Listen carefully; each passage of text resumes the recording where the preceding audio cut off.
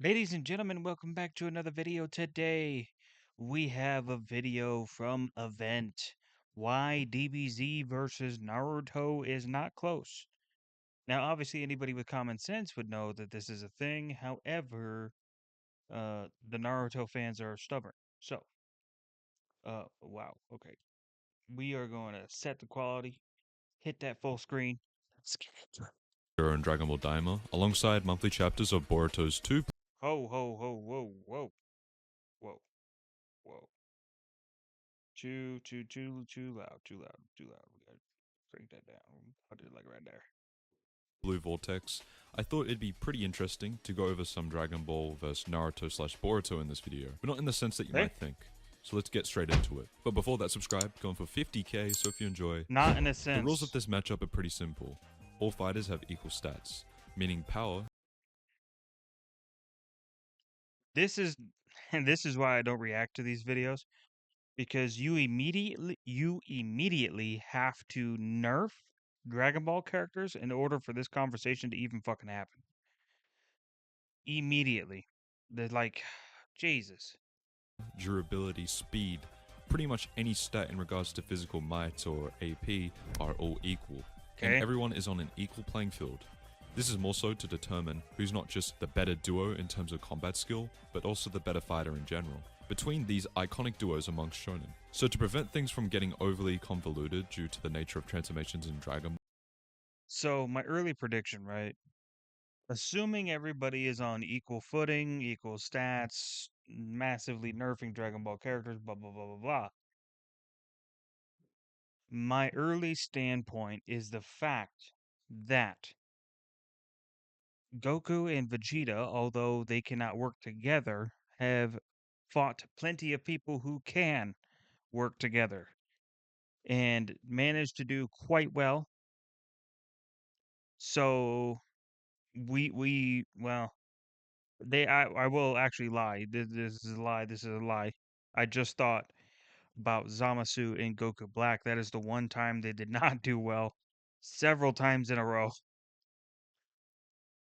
I don't like to talk about that arc anyway, because that arc has a bunch of negatives to it. for most part having multipliers and certain forms of Naruto having more abilities than others in future serializations. Not to say these forms are inherently stronger though. I'll be doing 6-path Sasuke and Naruto versus MUI Goku and Ultra Ego Vegeta. In an Oh, it's cooked. It's cooked. It's so cooked. equal stats match,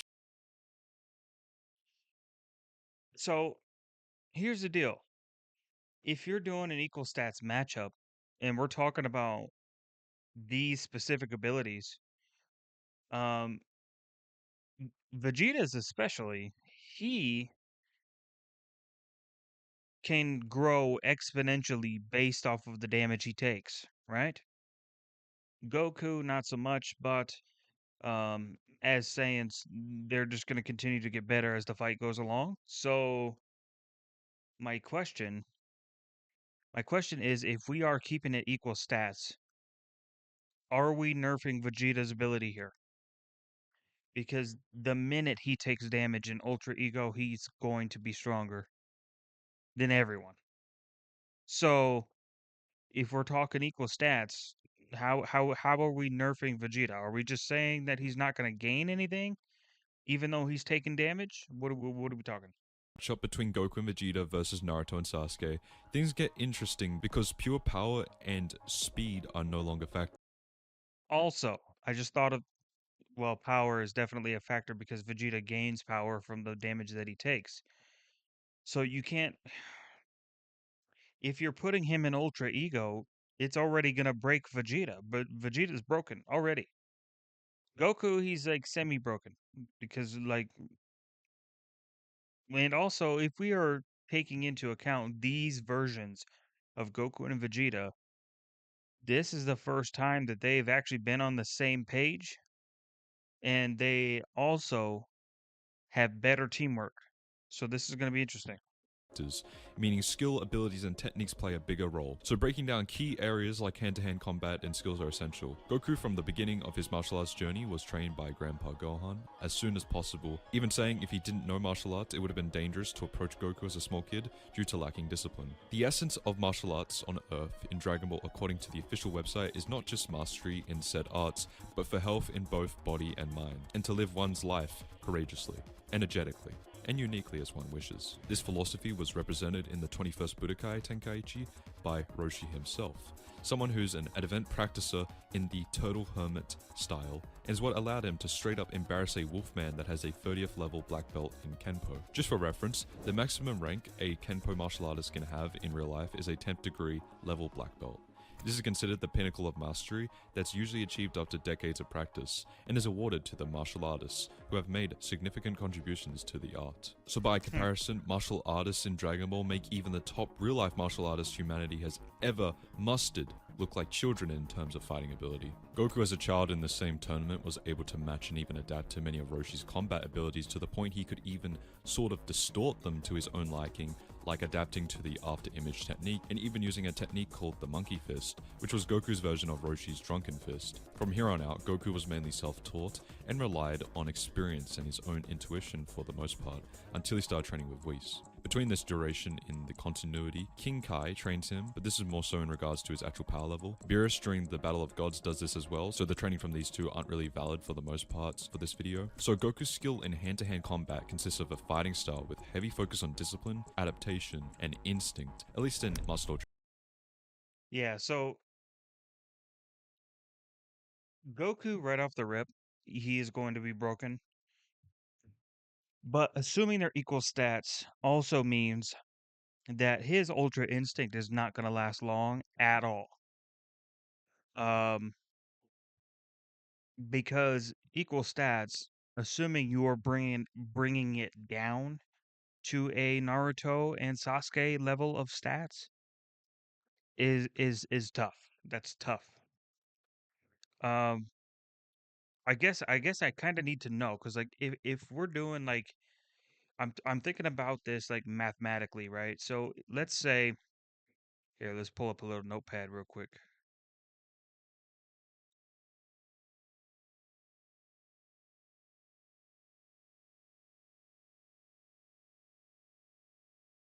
Okay, so we're gonna pull up a little notepad. We're gonna say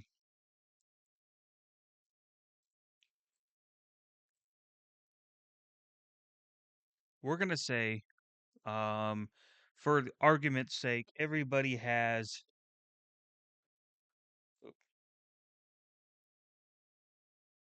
100 stamina.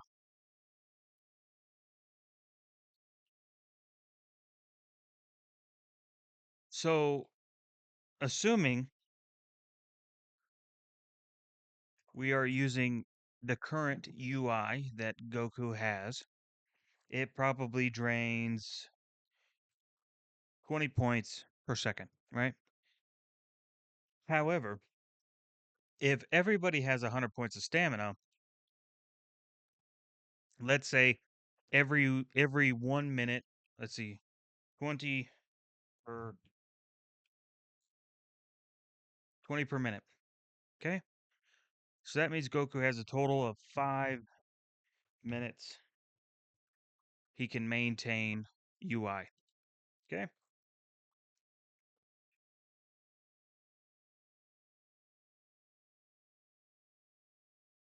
so Goku is only going to be absolutely unstoppable for a total of 5 minutes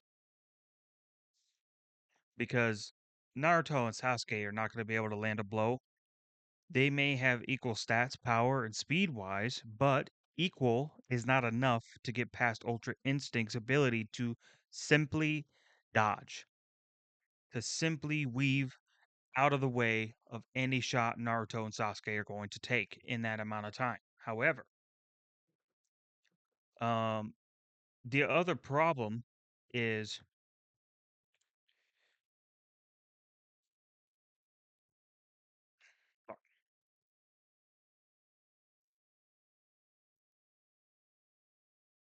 wow, I cannot spell right now. Vegeta. So, even assuming you have a way to deal with Goku in his UI state, um, you still have to, at the same time, deal with Vegeta. One thing Vegeta is not known for is patience. So, if anything, Vegeta is probably going to be the one who jumps in first. Because if you put them both right next to each other and you put two strong opponents ahead of them, the first one who's going to crack and blitz in there is Vegeta. And assuming this is Ultra Ego Vegeta, we now have a different stat to worry about, right? So we have Vegeta's Ultra Ego, which his Ultra Ego doesn't use stamina, it uses durability.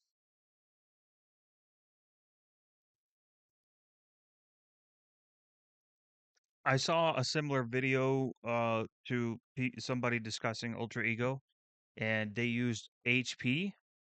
That's the wrong line of thinking because what you need to be focusing on is his durability. How many hits can he take before he simply cannot keep up the transformation? That's the whole point. Can you tank it or not?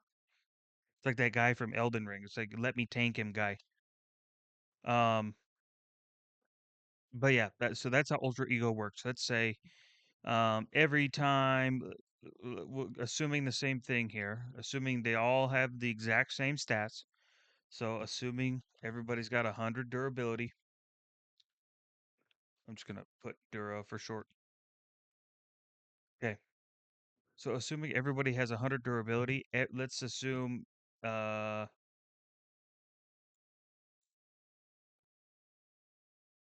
we're just gonna get rid of this here.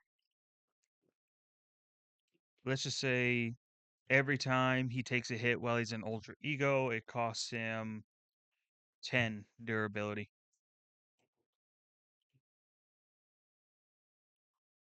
Assuming they're the same stats.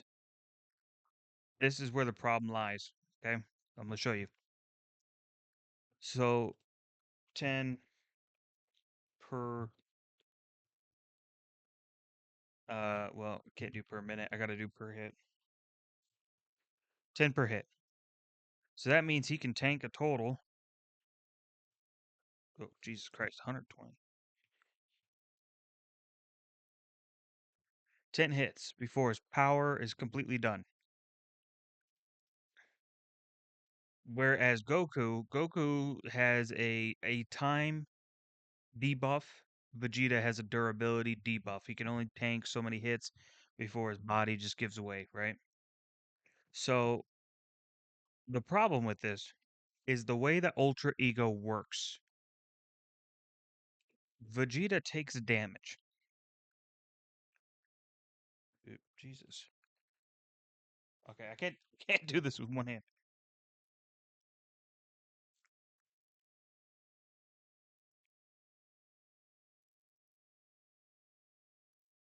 This is why I thought this would be a problem, right? Because assuming Vegeta can tank 10 hits, that is also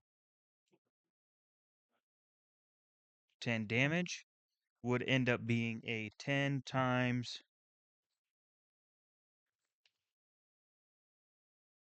multiplier to his power, which essentially would make it so that Vegeta just one-shots both Naruto and Sasuke at their best under this scenario. Goku is essentially untouchable for 5 minutes. This is why this is ridiculous.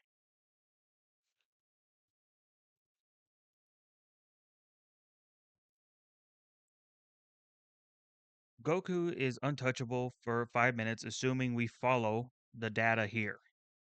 Assuming we follow the data here for Ultra Ego, then Vegeta, say somehow they get Goku to run out of time with Ultra Instinct and they manage to knock Goku out or Sasuke stabs him or whatever, takes him out of the fight. Essentially, he's out of the fight. Then they team on Vegeta. So by the time they've gotten 4 hits on Vegeta, he's now 4 times as strong as he was before. Then it comes down to skills. Can Naruto and Sasuke use their team strats to outskill Vegeta? I don't think that's the case. I really don't. With the amount of fights that Goku and Vegeta have had with people with either similar or even more complex abilities as Naruto and Sasuke have, it's basically a no-brainer to me that Vegeta would be more than sufficient to handle both of them at the same time. Especially this Vegeta, this new Vegeta that we have, Ultra Ego, settled his past. He's no longer, yeah, because like the one thing you could have argued before, right, was Vegeta's attitude toward fighting would be his downfall. That's not the case anymore. His character's come too far. He doesn't fall for that shit anymore. So because of this, and this is why they had that whole arc in the Granola arc, and Vegeta settling his past after hearing Bardock, and Goku um, kind of settling with who he truly is as a fighter, rather than trying to pretend to be something he's not.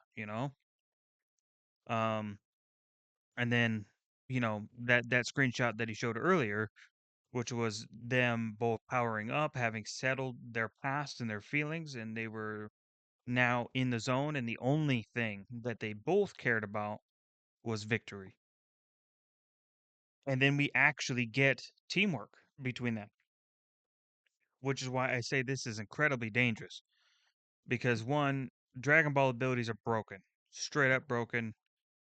No offense, Baryon mode is sick. I like Baryon mode, but it's the same thing. It's the same thing as Ultra Instinct in a way, except the problem is it's not as inherently busted as Ultra Instinct is, because as a form, as an ability, as a technique, it is literally untouchable because it took Jiren having to surpass himself to be able to get past a newly awakened Goku.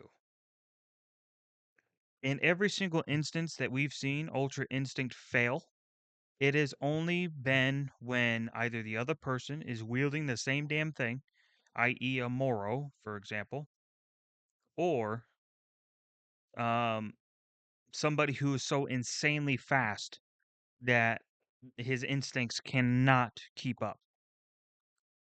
But the problem is, Sasuke and Naruto don't have the ability to raise their stats as high. And then it's also the way the powers work, right? Ultra Instinct, literally untouchable, dodging with instinct for 5 minutes straight, assuming it's 20 per minute, and they all have 100 stamina. Assuming they all have 100 durability, and we have Ultra Ego Vegeta, assuming it's 10 per hit, and he can tank 10 hits, well, then he's got a 10 times multiplier to his power by the time that he's going to fizzle out.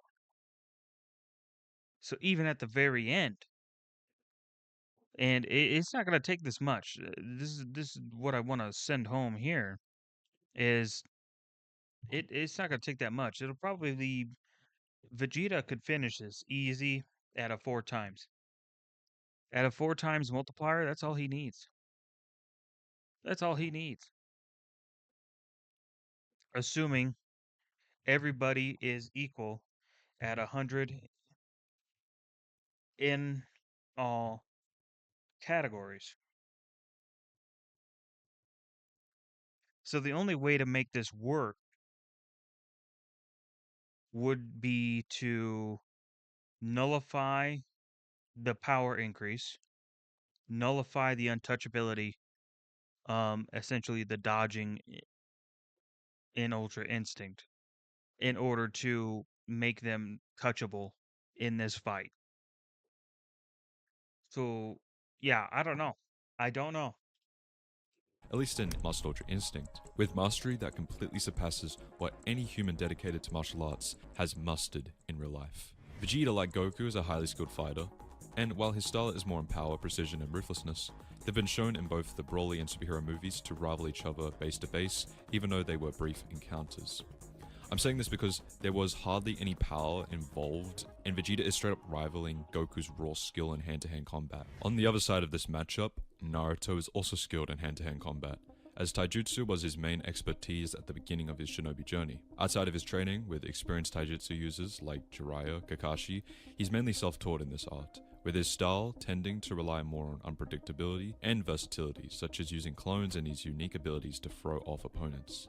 This is how he defeated Neji in the Chunin exams, Gaara in the Konoha Crush, and this literally holds true even up to Kaguya and Black Setsu. However, I think the best showcase of Naruto's hand His taijutsu is decent, but he relies heavily upon ninjutsu in order to get those shots on you. So this is where it's going to be interesting because if we're talking like the most powerful version, like I'll have to wait and see. But if we're talking Boruto here, then that means we do have a berry on Naruto.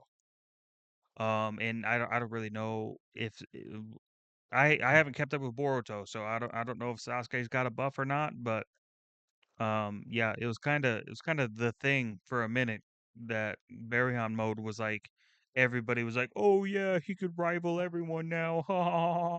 to hand skill is against Momoshiki and Ishiki. Against Momoshiki, if you play the fight in slow motion, we see very thorough and advanced applications of Wing Chun when they spar, specifically the Fakuseo techniques, where Naruto throws Fakuseo to Momoshiki's neck, and Momoshiki doing actual blocks in Pakuseo as well. In his fight against Ishiki, we mainly see elements of boxing and that's about it. A lot of people also overlook the taijutsu techniques in discussions like this that Naruto acquired during his Sage training, mainly the Frog Kata and Frog Strike techniques. Frog Kata allows Naruto to take in natural energy to the point where it becomes part of his body, and allows for a heightened perception of movements of the opposition, and in turn releases an intense counterattack that doesn't even have to hit you, and this counterattack matches the opposition's attack. As for Frog Strike, think of it like the Senjutsu version of Gentle Fist, as once this strike is landed on a target, it takes the natural energy from nature, then kneads it into one's palm to generate an inside destruction wave in the opposition. Naruto used this against the Four Tails in the War Arc to remove rods that were binding it to a Jinchuriki. Senjutsu is a fundamental aspect of the Sage of Six Paths powers he acquired from Hagoromo, so he should be able to do this in this state to even a greater degree despite Kishimoto not showing Naruto using it again after the pain arc. It should also be noted that Naruto with his Six Path powers seem to have a form of law manipulation or the ability to control the logical principle of things. This is directly stated in Data Book 4. As for Sasuke, the beginning of his shinobi journey wasn't off to the shaky start like Naruto's, but his taijutsu as a child was enough to make Kakashi actually resort to blocking and borderline grazing the bells in his bell test for Team 7. Kakashi being a full-fledged jonin of the Hidden Leaf with numerous taijutsu battles under his belt at this point. In the anime, he was able to even engage in hand-to-hand combat with a suppressed Orochimaru as a genin. But in Shippuden, we really see his own unique style of taijutsu and his skill and mastery in kenjutsu, which is a style that encompasses all Japanese schools of swordsmanship, which is later called Uchiha style kenjutsu in Boruto, really take off. This is evident when Orochimaru has Sasuke take on an army of shinobi who all utilizes swords as a part of his training and casually strikes all of them down without dropping a single drop of blood and would have easily killed them, but chose not to. Sasuke's skill in this display makes Orochimaru question why people even call him a genius when comparing the two. There's also the fact that he's contended with unorthodox styles like Killer Bee's Dance of the Seven Swords, which is a style that mainly puts overwhelming amounts of pressure on the opposition from any angle in their peripheral. Imagine Obi-Wan up against General Grievous. This is basically this fight summed up if I were to compare it. Many are of the belief that Sasuke got cooked against Killer Bee, but Killer Bee even acknowledges Sasuke's skill after the fight, saying Sasuke was the toughest guy he ever Okay. The reason why we all say that he got fucking cooked is because he got fucking cooked. and I'm not blaming the character and shit for this. This really comes down to like how they presented the fight. Um, if it was meant to be more manga congruent, where it was more of a challenge, they needed to make it that way. But they didn't really. It just really this is like my biggest issue with Naruto as a whole is that Sasuke might have been like one of the worst written fucking characters in that show. Not in the sense of like his character's ass, but like in the sense of the situations they put him into without showing an obvious sign that he was relative to these people is fucking sad to me. It's so sad. And it made everyone question everything. fought, which is crazy considering that he almost died against Minato, and Minato being the benchmark for Naruto for a majority of the franchise. What also solidifies his mastery in Uchiha-style Kenjutsu was being able to outskill a majority of the samurai of the Land of Iron in the Five Kage Summon. The samurai in the Land of Iron have trained all their life in swordsmanship and mainly prioritize swift sword strokes to prevent shinobi using hand skills. Mifune, who's the general of the Land of Iron, is said to have a caliber of speed that stands out in his swordsmanship compared to the rest of the samurai, and he even calls Sasuke's skill and speed with the sword good, after matching it in front of the Kage. This is the same general that can perform swift and precise sword strikes to the point that he can cut a lit candle wick and still keep it lit at the tip of his blade. Outside of his martial prowess, one of the most deadliest things in Sasuke's arsenal that makes him extremely dangerous to deal with in the context of an actual equal stats matchup, in my opinion, is definitely the Emenote Jikara. This is a space-time ninjutsu he can use with his Renegon that allows him to swap places with the space of whatever he targets and himself. He did this when Obito connected his Kamui to one of Kage's dimensions and swapped himself with Sakura's flak jacket. This can easily throw the opposition off or bait them into a trap, but this is pretty much the main substance of this side of the matchup in regard to weird oddities and hand-to-hand skill. Now that we've covered the general skill and combat capabilities of these characters, how does the fight actually pan out? Goku and Vegeta have the obvious advantage in hand-to-hand skill and combat. Goku's raw mastery plus his instinctive hacks with MUI gives him even more of an upper hand against Naruto and Sasuke. Yeah, this is what I'm curious to see how he handles this because Ultra Instinct is out of the box broken. And they don't have the speed feats or not the feats, but like the assuming equal stat. They won't have the speed advantage to nullify Ultra Instinct's dodging capability.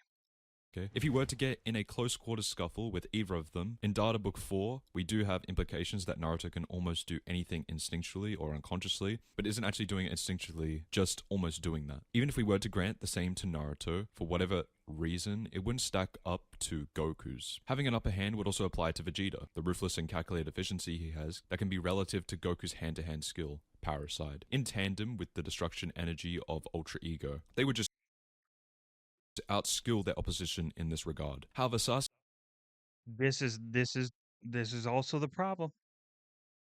It's literally gonna take 3, 4 hits, and then Vegeta is officially untouchable because of the way that Ultra Ego works. Sasuke hits him once, Naruto hits him twice, Sasuke hits him one more time.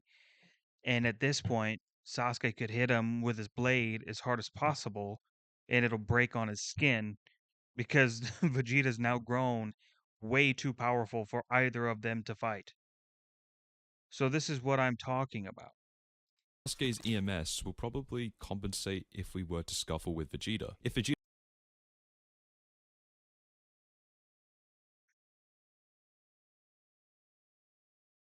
Another issue that I have is that we are starting off on equal stats. Because we're starting off on equal stats, the thing with Ultra Ego, right? If you read the manga, it made Vegeta insanely powerful, insanely fast. He was relative to Granola after just simply awakening Ultra Ego. And then he took damage, and then he was giving Granola a real problem to the whole point to where Granola was ready to sacrifice himself just to kill Vegeta. But at the same time, Vegeta was completely gassed out at that point. He crashed out completely. But then we see it again later where he fights Gas. And after a few hits from Gas, he is now landing blows back onto Gas. So this is what I'm talking about. And he closed the gap on two extremely strong opponents who were extremely stronger than he was. So, how are we going to mitigate this if all the opponents are the same level? Now, there's an argument to be made that since they are the same level, the hits aren't as damaging, which means you're not going to feel him as much. But we're still talking about a baseline ability to get stronger beyond your normal means instantly.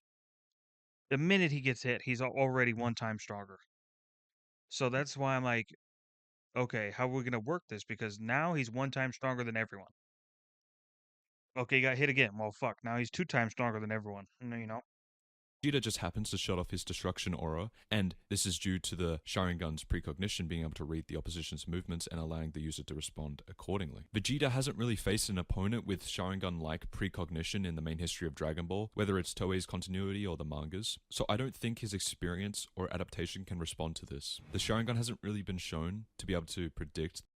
One thing that Vegeta has as a weakness, you could say, um, is hacks. Vegeta does have a weakness to hacks. That is true. The movements of something that's capable of fighting on instinct itself, so this wouldn't work on Goku. There's also the fact that everyone besides Vegeta can create these massive avatars that act like mech suits. Again, I would give Naruto and Sasuke the advantage here due to Naruto being able to make clones, even for the Kurama avatars, and Sasuke being able to use jutsu in his Susanoo while even utilizing the entire chakra construct of the Susanoo for defense and offense. However, when it comes to the war of attrition and versatility of abilities that can easily tip the scales are undoubtedly in Naruto and Sasuke's favor. Naruto and Sasuke have literally fought each other for an entire day after the biggest war humanity has ever seen in Naruto. Compare that. I need to look something up real quick. Real quick, I need to look something up because this is going to change dramatically for reasoning for me, depending on.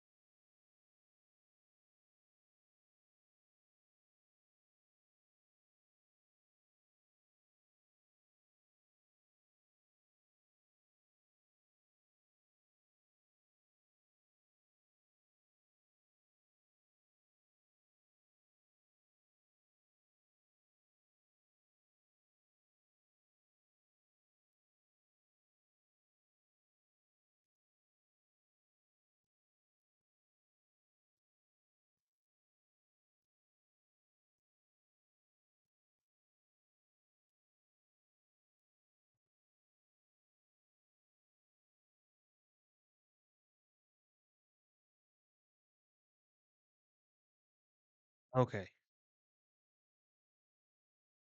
Okay, there's one more thing I'm gonna look up, and then I'm gonna give you guys what I was researching here.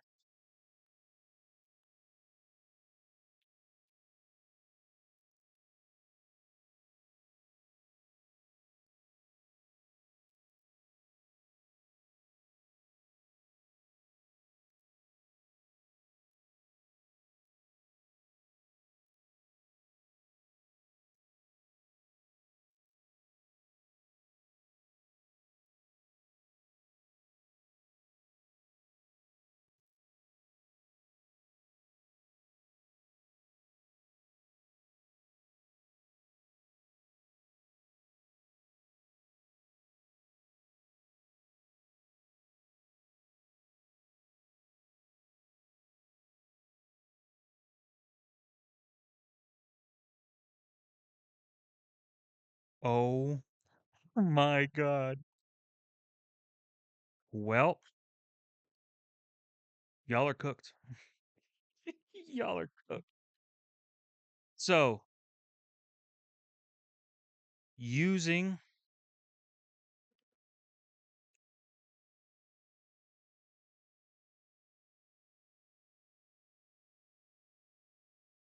oh my God. Okay, so essentially what I was doing, right, was I was confirming a specific technique that Vegeta learns in the Moro arc. That technique is called forced spirit fission or fissure or fission or fission something. Okay, forced spirit fission. Okay. Um, y'all are cooked. You're cooked. You're so cooked, bro. You're so cooked.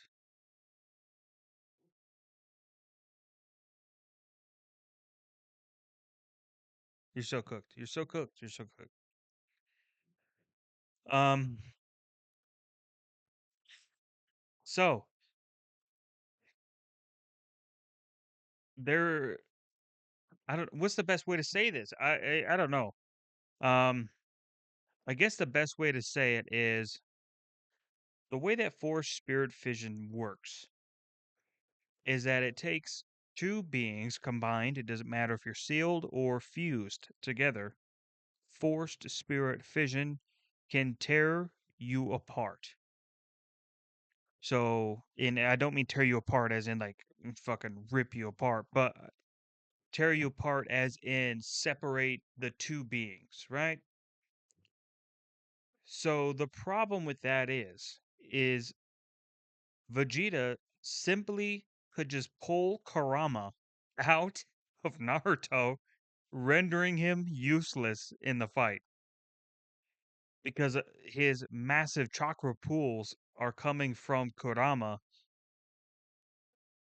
being sealed within him. But if you were to pull Kurama out of him, well, you're cooked because then Naruto is basically left rendered useless because he doesn't have the ability to, the ability to pull on what Kurama can give him. So, after looking that up, that's kind of fucking gnarly that Vegeta can literally just render Naruto completely pointless in that fight. And it's something Vegeta absolutely would do. The minute Sasuke started pulling out hacks, and the minute the fucking Naruto started going fucking Super Sai fucking six path mode, um, I could easily see a Vegeta pulling Kurama. Well, not right away. This would be something that, because like let's be honest. The people who are fighting here is Sasuke versus Vegeta. That's definitely happening, and then it's also going to be Naruto versus um Goku. So Goku is smart enough to figure out that Naruto is pulling from some sort of internal power. He's also smart enough to know that Vegeta has the ability to mitigate said power. We are also In this context, talking about a Goku and Vegeta who now work together. That being said, it's easy to assume that they would find a way to simply get Vegeta in the position to pull Kurama out of Naruto, either voluntarily or not voluntarily, because it would simply be a matter of Vegeta being hit a few times, and then at that point, his power surpasses everybody else there, and then he simply just goes and does it anyway. So this is kind of crazy. Cut to Goku fighting for 48 minutes straight in their terminal power and getting severely drained multiple times throughout it. It just falls short. In a high alert battle, which I'm hoping everyone watching this is treating this matchup as, Sasuke really resorts to genjutsu in scenarios like this and always employs ocular emissions of chakra when he catches someone off guard. For the sake of argument, let's just say while Sasuke and Vegeta are duking it out, Goku and Naruto decide to whip out their ki and chakra avatars, and this catches Vegeta off guard. While Vegeta is distracted, Sasuke employs genjutsu. Would the genjutsu actually be effective or work at all? We do know from the Itachi Daylight and Midnight novels that Mangekyo class genjutsu don't require the flow of chakra like lesser genjutsu, let alone the eternal Mangekyo, which Sasuke has in this battle. However, we also know that Vegeta has dealt with attacks and sorcery that have complete control over one's mental and mind like Barbary sorcery, which can control those who have evil or wickedness in their hearts. And Vegeta was able to override this through sheer willpower on wanting to fight Goku back in the beginning of the Buu Saga. It's also more times than not that Amaterasu doesn't work on Vegeta due to the nature of destruction energy, being able to flat out erase things, or Goku due to instinctive dodge hacks that he has during this fight. So this matchup really depends not only on how you think the fight will start, whether it be direct encounters in hand-to-hand or just using weird hacks and abilities. These duos have, but it also depends on how charitable you are with certain abilities. Say for example, will a truth-seeking Starfall or be able to cancel out a Hakai Blast by Vegeta in Ultra Ego? I personally don't think so, but the nature of truth-seeking orbs and staffs have been a constant debate to this day on whether or not it's solely power null. I think for argument's sake, you have to say that they hold up. Otherwise, it just completely falls short right away. So, yeah, I would say for argument's sake, let's say that the destruction hacks do not work because otherwise, like, how do you stop Vegeta at all? Because again, we're talking about Ultra Ego multiplied Vegeta who's now throwing around Hakai techniques that erase everything, and the only one who can stand up to it is Goku. That's just not, it's a very one-sided battle in that way. Or power null, with existence erasure properties as well. Will Naruto be able to use shadow clones creatively enough to just stall it out until Goku gets fatigued, or allows for an opening since shadow clones are essentially the foundation for how Naruto as a combatant advances? And it's a really it's a rough point to bring up at the end there as well, because if you do it that way, that is a technique that Goku and Vegeta are very, very, very familiar with. Not to the scale that Naruto would do it, but also not to the point to where like they would care, I guess. I guess you could say like because they're equal power, Naruto could run the time down on Goku quite heavily. Yeah, I don't know. I might have to cut this video down. This is like fucking 45-minute video, and he had a 11-minute video. Despite not stacking up to Goku's martial prowess. There's a lot of elements of this matchup that's certainly up for debate, but I see it going either two ways. If you think Goku and Vegeta can get the job done before their stamina runs out, they win. If not, Naruto and Sasuke win via better stamina pool, more versatility. See, this is what I'm talking about. You see, Vegeta's ability is not stamina based; it's durability based. Because we see Vegeta turn it back on instantly in the Granola arc. He didn't have any sort of buffer time. He didn't go having a bunch of energy spurt out his back like Goku did. So Goku's technique is the only one that drains stamina at an excessive rate, whereas Vegeta's is a technique that he can maintain. However, it kind of peters out in a way when he's losing a fight. So He's losing a fight. His ability will kick in. It'll help him get more strong. Okay, he still can't close it out. Well, then he lost. Because that's when his ability doesn't go away till he crashes out, and we literally see this like 3 times in the Granola arc. He crashed out twice with Granola and one time with Gas, to the point to where like Gas was afraid for his life because he couldn't stop Vegeta. and certain hacks that compensates for certain discrepancies in this matchup. I'm a believer that breakfast. Yeah.